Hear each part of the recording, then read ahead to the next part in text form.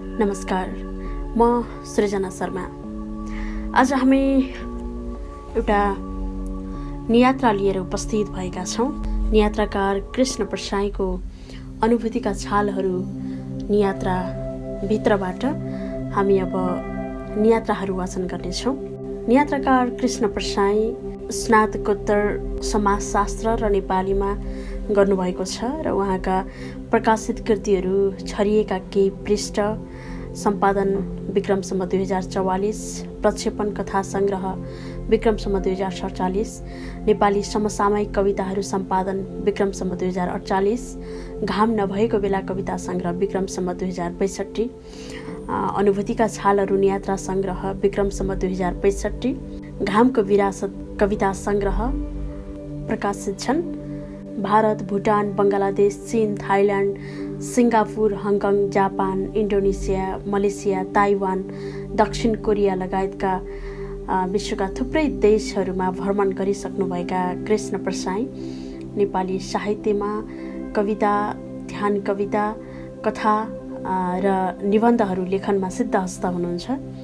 उहाँका हामी नियात्राहरू यहाँ सुन्नेछौँ र उहाँको अनुभूतिका छालहरू नियात्रा सङ्ग्रहभित्र डाक्टर तारानाथ शर्माले भूमिका लेख्नुभएको छ। उहाँ लेख्नुहुन्छ, कृष्ण प्रसाईले आफ्नो सुन्दर ज्ञानवर्धक र पढिरहँ लाग्ने यात्रा संस्मरण पनि पुरै सगरमाथालाई शिरमा बोकेर मुटुमा टाँसेर र शरीरका अङ्गमा झङ्कृत गराएर आफ्ना भावावी व्यक्तिहरू प्रकट गरेको देख्दा मनै फुरुङ्ग हुँदै नाच्न थाल्दो रहेछ। डाक्टर तारानाथ शर्मा। कृष्ण प्रसाईले देश र विदेश सम्बन्धी गम्भीर अनुभूतिजन्य भावनाहरूलाई आकर्षक शब्द र शैलीमा व्यक्त गरेको यो प्रस्तुति ईर्ष्यालाग्दो र अत्यन्त पठनीय छ। सरल तर गहन यात्रा साहित्यको यस ग्रन्थका लागि लेखकलाई साधुवाद। जगदीश घिमिरे। यथार्थ, कल्पना र भावुकताको सम्मिश्रण गरी वर्णित स्थानको चित्र खिचे झैँ शब्दचित्रमा उतारिएका कृष्ण प्रसाईका सबैजसो रचनाको वर्णन कला सुन्दर एवं आकर्षक छ र त्यसले पाठकलाई पनि वर्णित ठाउँमै पुगेको अनुभूति गराउँछ। डाक्टर खगेन्द्र प्रसाद लुइटेल। कवि कृष्ण प्रसाईको अनुभूतिका छालहरू पढ्दा उहाँ कविभन्दा बढी नियात्राकार भएको महसुस हुन्छ। प्रसाईको गद्य पनि सशक्त छ भन्ने प्रमाण यो सङ्ग्रह। साँच्चै अनुभूतिका छालहरूको प्रकाशन नियात्रामा प्रतिबद्ध भनिएकाहरूका लागि नजानिदो रूपमा चुनौती बनेको छ। श्रीयम श्रेष्ठ रोदन। अनुभूतिका छालहरूले विकसित मुलुकको समृद्धि र हामी नेपालीको अश्रु मिश्रित अनुभूति बोलेको छ। हाम्रो आकाङ्क्षा बोलेको छ। हाम्रो नेपाल मात्र होइन, चीन, जापान, कोरिया, मलेसिया, इन्डोनेसिया र हङकङलाई पानी पँधेरो बनाएका नेपाली यात्री कृष्ण प्रसाईले पुस्तकभरि इमान्दारीका भाषा बोलेका छन् र हाम्रा आँखा पनि खोलेका छन्। प्रतीक ढकाल। कथा लेखनबाट कविता हुँदै नियात्रामा आइपुगेका साहित्यकार कृष्ण प्रसाईको प्रस्तुत सङ्ग्रहभित्रका नियात्राले नेपालदेखि हङकङ, चीन, मलेसिया, कोरिया र जापानका विभिन्न संस्कृति एवं सामाजिक जनजीवनसँग रमाइलो गरी परिचित गराउँछन्। प्रसाईको नियात्राको भाषा सुललित र परिष्कृत छ। शब्दहरूमाथि उनको नियन्त्रण रहेको देखिन्छ। भीष्म उप्रेती। विभिन्न साहित्यकारहरूका अनुभूतिका छालहरूभित्र अव्यक्त गरिएका यी मन्तव्यहरूपछि सामूहिक रूपमा नाङ्गै नुहाउँदा शीर्षकको नियात्रा वाचन गर्दैछु। समुद्रसँग छुट्टिएको टापु होक्काइडोसम्म पुग्न हवाईजहाजको सुविधा भए पनि यसअघि कहिल्यै नगरिएको त्यति ठुलो पानी जहाजको महासागरीय यात्रा आफैमा रोमाञ्चक लाग्नु स्वाभाविकै थियो। बिहान 9 बजेतिर सुविधा सम्पन्न बसबाट टोकियो बस टर्मिनलबाट हामी उत्तरतिरको यात्रामा निस्केका थियौँ। टोकियो भएर सेन्डाई हुँदै ओमरी पुग्नु थियो आजको यात्रामा। नभन्दै बस छुट्टिसकेपछि टोकियोको उत्तरतिर पर्ने विभिन्न ससाना सहरहरू हुँदै सेन्डाईलाई पनि छिचोलेर हामी ओमरी पुग्यौँ। ओमरीबाट होक्काइडो टापु स्थित प्रसिद्ध सहर सापोरो पुग्न पानी जहाजबाट उत्रिएर फेरि बसमा यात्रा गर्नुपर्ने रहेछ। यो ट्राभल एजेन्सीको अग्रिम जानकारी थियो। बेलुका 7 बजेको समय थियो हाम्रो ओमरीबाट पानी जहाज चढ्ने। निर्धारित समयभन्दा हामी 2 घण्टा अघि नै ओमरी पुगिसकेका थियौँ। ओमरी जापानको उत्तरी भागमा अवस्थित ठूलो पानी जहाजहरूको बन्दरगाह रहेछ। त्यहाँबाट जापानका अन्य ठाउँमा पनि पानी जहाजहरू छुट्दा रहेछन्। पानी जहाजको बग्रेलते संख्या हेर्दा यो कुरा सहजै अनुमान गर्न सकिन्थ्यो। सन् 2004 देखि जुन 22 का दिन म जीवनमै पहिलोपल्ट त्यति ठूलो बढेमानको पानी जहाज चढिरहेको थिएँ। झण्डै 1000 को हाराहारीमा रहेका यात्रु र झण्डै 200 को संख्यामा रहेका कारहरू पानी जहाजभित्र चढ्दै थिए। मान्छे चढ्नका लागि ठूलो हवाई जहाजकै जस्तो सिडी र गाडीहरूका लागि जहाजको तल्लो भागमा रहेको प्रवेश मार्ग रहेछ। यात्रु र गाडीहरू सबै जहाजभित्र समाहित गर्न झण्डै 1 घण्टाको समय लाग्यो। पानी जहाजभित्र चढिसकेपछि पनि जहाजभित्रै अझ उक्लिनु पर्ने 3-4 तला थिए। जम्माजम्मी 22 घण्टाको प्रशान्त महासागरमाथिको यात्रा थियो यो। जहाजको सबैभन्दा तल्लो भागमा गाडी राखिएका थिए। 1 हप्ताको छुट्टी मनाउन साप्पोरो सहर र होक्काइडो पुग्ने जोसुकैले निजी सवारी साधन आफूसँगै पानी जहाजमा हालेर यात्रा गर्दा रहेछन्, ताकि जहाजबाट उत्रिसकेपछि पनि हप्ताभरको यात्रा गर्दा आफ्नै गाडी होस्। त्यसो भयो भने भाडाका गाडी खोजिरहनु पर्ने झन्झट पनि नहुने रहेछ र मनचाहे ठाउँमा पारिवारिक यात्रा गर्न सजिलो हुने रहेछ। गाडी राखिएको भन्दा माथिल्लो तलामा तारे होटलको सुविधा दिएर बनाइएका व्यवस्थित तर धेरै महँगा कोठाहरू रहेछन्। त्यस तलामै मान्छेका इच्छाअनुसार सुविधाका लागि बनाइएका पुस्तकालय, योग कोठा, अरू शारीरिक व्यायामका हलहरू, सानातिना फेन्सी पसल लगायत थिए। त्यसभन्दा माथि सामूहिक यात्रीका लागि बनाइएका सार्वजनिक सुत्ने कोठा थिए। अरूभन्दा ती कोठा धेरै ठूला र एउटै कोठामा लहरै ओछ्याइएका फोमका गद्दा बिछौना थिए। लगभग 100 जना जति एउटै कोठामा सुत्न मिल्ने ठूला कोठा रहेछन्। त्यति ठूलो कोठामा लहरै बिछ्याइएका बिछौना मध्ये एउटाको हकदार म पनि थिएँ। यसलाई मैले पैसा तिरेर 22 घण्टाका लागि आफ्नो बनाएको थिएँ। महिला पुरुष सबै थिए त्यस कोठामा, कुनै भेदभाव थिएन त्यहाँ। सबै कोठामा त्यस्तै थियो, तर महिलाका लागि एकातिरको भाग र पुरुषको अर्कोतिरको भाग आफैले ओछ्यान छान्ने चलन रहेछ। चर्पी घर र नुहाउने ठाउँ लगायत साउना चाहिँ महिला र पुरुषको अलग अलग थियो। यो तलाको प्राय सबै भागमा सुत्ने र नुहाउने कोठाहरू नै थिए। खानपिन र रेस्टुरेन्टका लागि भने सबैभन्दा माथिको र साह्रै फराकिलो ठाउँ छुट्याइएको रहेछ। रेस्टुरेन्टभन्दा माथिल्लो 5औं तलामा भने समुद्रको दृश्य हेर्न र सिगरेट आदि पिउनका लागि छुट्याइएको विशेष ठाउँ थियो। हाम्रो यात्रा 5 दिनका लागि तय गरिएको थियो, साप्पोरो र होक्काइडोका लागि। 5 दिनमध्ये 2 दिन त आउने जाने गरी पानी जहाजमै बिताउनु पर्ने थियो। समुद्र बाहेक जमिनको यात्रा भने 3 दिनको मात्र थियो। 5 दिनको प्याकेज टुरको पैसा दिएका थियौँ हामीले। पानी जहाजभित्र पसिसकेपछि मलाई सबै तलाको परिवेश र स्थितिले कौतूहल बनाएको थियो। 1 घण्टा त मैले तलमाथि गरेरै बिताएँ। मानिसका लागि चाहिने सबै वस्तु थिए जहाजमा। खेल्ने सामग्रीदेखि पिउने, नाच्ने, गाउने, रमाउने सबै सुविधा विद्यमान थिए त्यहाँ। जहाजभित्रको यस्तो निरीक्षण भ्रमण सर्वदा नौलो भएकाले मेरा सहयात्री साथीहरूले पनि छाडा दिएका थिए मलाई। म भने जिज्ञासु बालक झैँ प्रत्येक कुरालाई नियालिरहेको थिएँ। जहाजको सबैभन्दा माथिल्लो तलाबाट मैले सारा संसारलाई हेरेँ। पूर्व पश्चिम उत्तर दक्षिण चारैतिर समुद्रै समुद्र देखिने साँच्चै नै समुद्रको संसार थियो त्यो। म त्यही समुद्रको संसारमा त्यति ठूलो बढेमानको पानी जहाजबाट झण्डै 1000 यात्रुको घर संसार बोकेर सामूहिक यात्रा गरिरहेको थिएँ। 1000 यात्रुमा नेपालको बटुवा सायद म मात्र हुँदो। मैले देखेसम्मका सबै यात्रु जापानी नै थिए त्यहाँ। बाहिर अन्य मुलुकको अनुहार बोकेका कसैलाई देखिन मैले त्यहाँ। प्राय सबै जापानकै आन्तरिक पर्यटक थिए र आफ्नै गाडी नहुनेहरू सायद प्याकेज टुर गर्दै थिए हाम्रा सहयात्री भएर। जापानमा गरिने प्राय सबै आन्तरिक र बाह्य भ्रमणहरू प्याकेज टुरमै सबैले गर्ने गर्दा रहेछन्। आफै गरिने भ्रमण झन्झटिलो र बढी खर्चिलो हुने हुँदा अधिकांश पर्यटकहरूको रोजाइ नै प्याकेज टुर हुने गर्दो रहेछ जापानमा। प्याकेज टुरमा हिँडेको सामूहिक टोलीलाई सजिलै चिन्न सकिन्छ जापानमा। सम्बन्धित ट्राभल एजेन्सीको चिनारी स्वरूप टोपी, गन्जी वा झण्डाको लोगोमा समेटिएर यात्रा गराइँदो रहेछ जापानमा। त्यसो गर्दा विभिन्न समूहभित्र पनि आफ्नो भ्रमण दलको यात्रीलाई सजिलै चिन्न सकियोस् भनेर यस्तो भ्रमण सङ्केत दिइएको हुन सक्छ। किनभने प्रत्येक पटकको मेरो जापान भ्रमणमा आन्तरिक पर्यटकहरू यस्ता सङ्केतहरूमा ट्राभल कम्पनीका बसमा र पर्यटकीय ठाउँमा प्रशस्तै मात्रामा भेटिएका थिए। संसारभरमै यात्राका लागि जापानीहरू प्रसिद्ध छन्, त्यसैले पनि जापानमा पर्यटन व्यवसाय ज्यादै फस्टाएको छ। भनिन्छ जापानमै बसिरहने कुनै जापानी भन्दा अन्य मुलुक विशेष गरी गरिब मुलुकमा यात्रा गर्ने जापानीहरूको मासिक खर्च निकै कम हुने गर्दछ। यसो हुनाको कारण जापानमा हुने संसारकै उच्च महँगी दर प्रमुख रहेको छ। जापानमा 1 महिना धान्ने पैसाले अन्य एसियाली मध्यम र विकासशील देशहरूमा 3 महिना धानिन्छ रे। जापानीहरू यसै भन्छन्। म पानी जहाजको 5औं तलामाथि चढेर चारैतिरको समुद्रमा धेरै बेर एकाकार भएँ। चारैतिर समुद्र भएकाले अनौठो लागिरहेको थियो। प्रशान्त महासागरको उत्तरी भागमा बहेको चिसो हावाले बाहिर त टिक्नै नसक्ने बनायो मलाई। केही क्षणपछि आफ्नो ओछ्यान भएको कोठातिर लागे म। मेरा अरू साथीहरू ओछ्यानमा आराम गरिरहेका थिए। किताब हेरेर बसिरहेकी फुमीको सानलाई मैले आँखाको इसाराले रेस्टुरेन्टतिर जाउँ भन्ने इसारा गरेँ। आवाज निकालेर बोल्दा अरूलाई बाधा नहोस् भनेर नै मैले फुमीको दिदीलाई त्यसो गरेको थिएँ। मेरो इसारा बुझ्ने बित्तिकै हामी लागिहाल्यौँ माथिको रेस्टुरेन्टमा। हामी रेस्टुरेन्टबाट तल ओर्लिएर आफ्नो ओछ्यानमा सुत्दा रातिको 12 बजिसकेको थियो।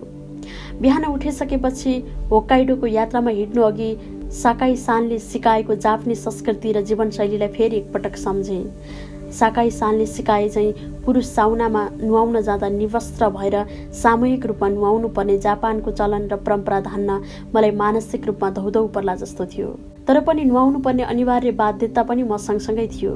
जे त होला नि भनेर भयभरको हिम्मत कसेर म पनि 9 बजेतिर पुरुष साउनाभित्र पसेको त बाफ रे बाफ, संसारै नाङ्गो देखे भित्र मैले। त्यति धेरै पुरुषहरू सामूहिक रूपमा त्यसरी नाङ्गिएर नुहाइरहेका र बाफ लिइरहेका देखेर म त 3 छक्क परेँ।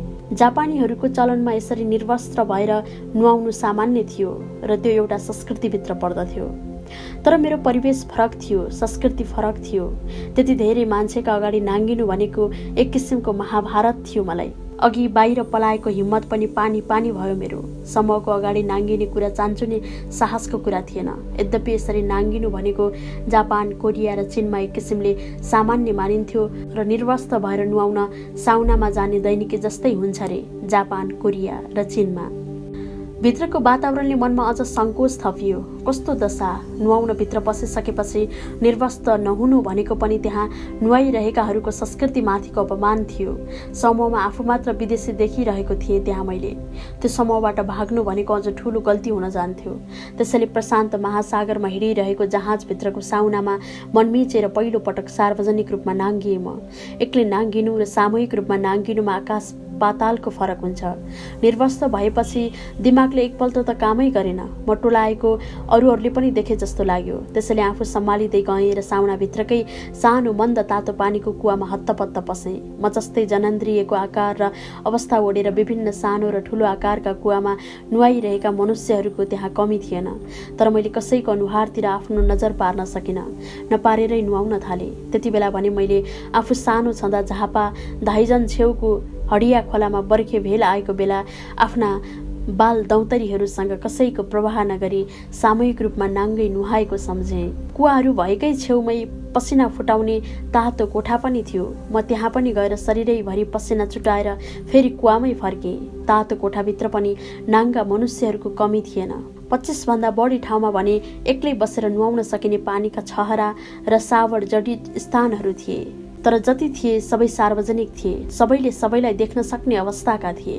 आफ्नो छोप्नुपर्ने अङ्ग पनि डराएर होला एकपटक मात्र सिलाएको इजार जस्तो भएको थियो। बडो सकस परिरहेको थियो। शरीरका सबै भागलाई सामूहिक युद्ध गर्न त्यस समय म जस्तै शरीरका सबै भाग भिजेको परालझै भएका थिए शरम र सङ्कोचले।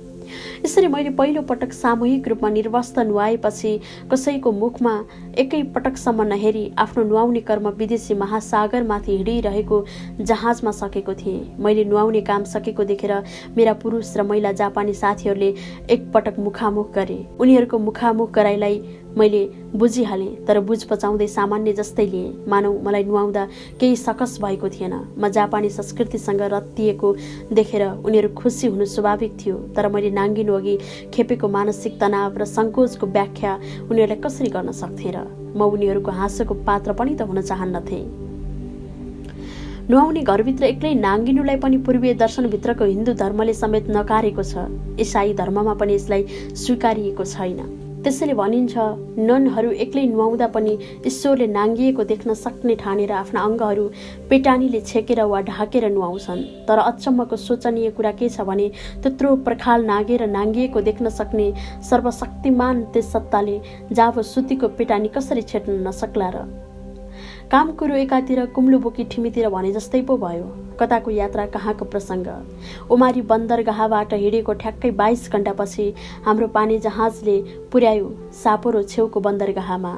बन्दरगाह आउनु पूर्व इन्धन संरक्षण गरिएका कैयौँ ठुला ठुला तेलका ट्याङ्कर देखिए। सायद त्यस्ता प्रज्वलनशील वस्तु समुद्रभित्र भण्डारण गरेर राख्दा कुनै भवितव्य वा दुर्घटना भइहाल्यो भने पनि कम क्षति खेप्नुपर्छ भनेर त्यसरी राखिएको होला। यो मेरो अन्दाज मात्र थियो। हामीसँग ठुल्ठुला समुद्र नभए पनि ठुला नदीहरूको छेउछाउ वा बीचमा यस्ता प्रज्वलनशील वस्तुलाई भण्डारण गर्दा राम्रो हुने रहेछ जस्तो लाग्यो मलाई पनि।